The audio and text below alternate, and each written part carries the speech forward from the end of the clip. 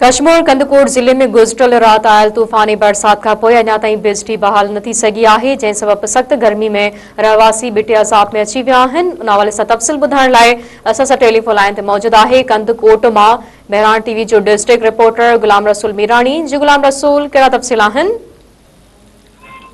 जी बिल्कुल, कश्मीर ऐं कंदकोट समेत भरपासे वारे इलाइक़नि में गुज़िरियल ॾींहुं जेको आहे झट घड़ी जे तूफ़ान ऐं बरसात जेको आहे सेप्को इंतिज़ामिया ऐं ज़िले इंतिज़ामिया जा जेके पोल आहिनि उहे पधरा करे छॾिया आहिनि। पूरे ज़िले में जेको आहे बिजली जो हिकु वॾो बहिरान जेको आहे उहो पैदा थी वियो आहे।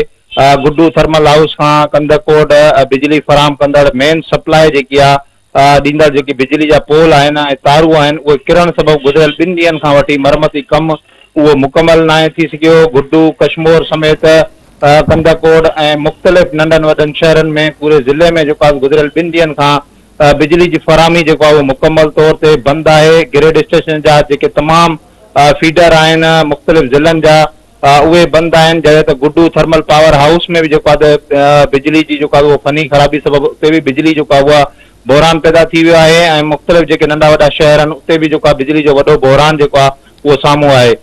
शहरी जेके आहिनि बिजली जे हिन वॾे बहिरान सबबि जेको आहे शहरी अज़ाब में मुब्तला थी चुका आहिनि, पर सेप्को इंतिज़ामिया ऐं ज़िले इंतिज़ामिया बिजली जी बहाली लाइ फौरी तौर ते के ख़ासि क़दम जेके आहिनि उहे न आहिनि थिया। बिजली फराहमी जे मुकमल बंदि हुजण जे करे जेको आहे कारोबारी ऐं आम ज़िंदगी इन शदीद गर्मी में मफ़लूज बणिजी चुकी आहे ऐं घरनि मस्जिदनि मंदरनि में जेको आहे उहो पाणी जी खोड़ थी वई आहे। उन सां गॾोगॾु जेको आहे बर्फ़ जी जेको आहे उहा पिणु शदीद खोड़ थी वई आहे ऐं हिन वक़्तु जेकी बर्फ़ आहे उहा बलूचिस्तान जे सुई जे शहर मां जेको आहे उहो घुराए हिकु कैन जेको आहे बर्फ़ जो उहो 4 खां 5 हज़ार में जेको आहे उहो फ़रोख़्त कयो पियो वञे।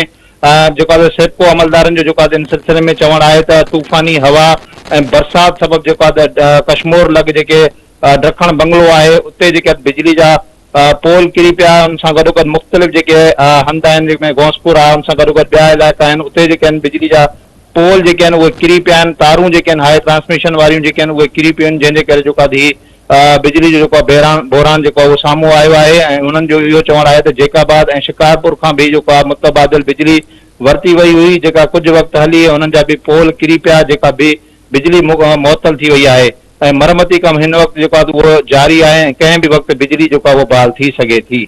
वॾी महिरबानी गुलाम रसूल तफ़सील ॾियण जे लाइ।